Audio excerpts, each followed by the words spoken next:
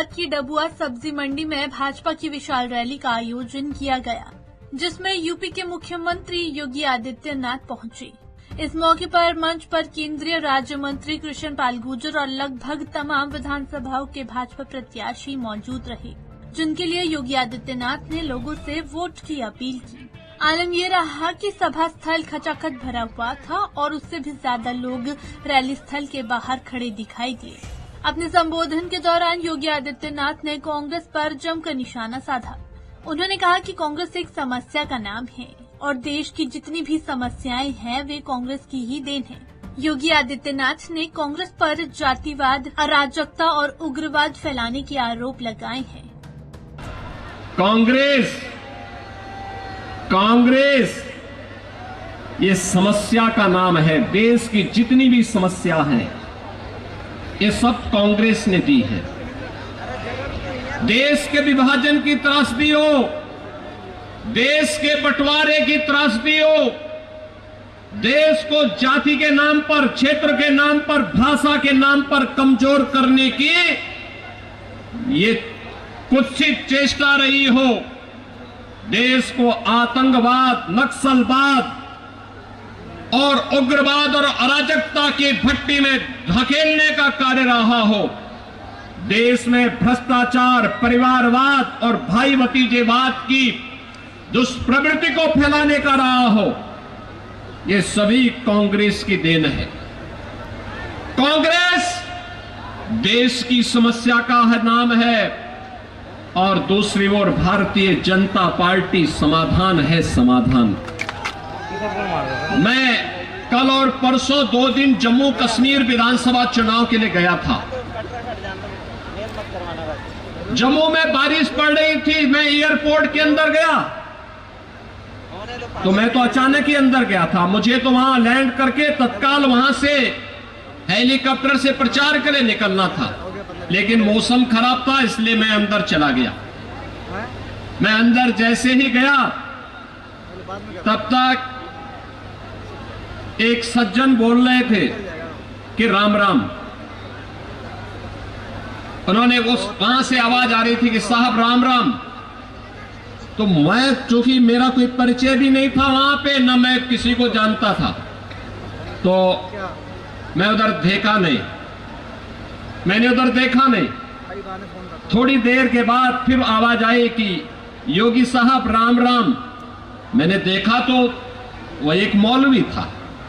मैंने कभी मौलवी के मुंह से राम राम, तो मुझे लग गया, बहनों और भाइयों, मुझे लग गया ये 370 धारा 370 समाप्त होने का प्रभाव है। जो लोग भारत को कोसते थे, भारत की संप्रभुता को चुनौती देते थे, आज उनके मुंह से राम राम शब्द निकल रहा है। और याद रखना, भारत मजबूत होगा, भाजपा मजबूत होगी, एक दिन हरे रामा हरे कृष्णा गाते हुए भारत की सड़कों पर दिखाई देंगे। वहीं इस मौके पर सांसद कृष्ण पाल गुर्जर ने जनता और भाजपा कार्यकर्ताओं की तरफ से मुख्यमंत्री योगी आदित्यनाथ का स्वागत किया। इस मौके पर गुर्जर ने कांग्रेस के साथ साथ अन्य क्षेत्रीय पार्टियों पर भी जमकर प्रहार किया। साथ ही हरियाणा में फिर से भाजपा की सरकार बनने का दावा भी किया। इन्होंने हिमाचल में वादा किया था, जो गारंटी ये यहाँ दे रहे हैं 2000 रुपए बहनों को देने की। 2 साल हो गए, 1500 रुपए की गारंटी दी थी, आज तक एक कौड़ी नहीं आई। 300 यूनिट बिजली फ्री देने की गारंटी दी थी, आज तक 1 यूनिट बिजली का बिल माफ नहीं हुआ।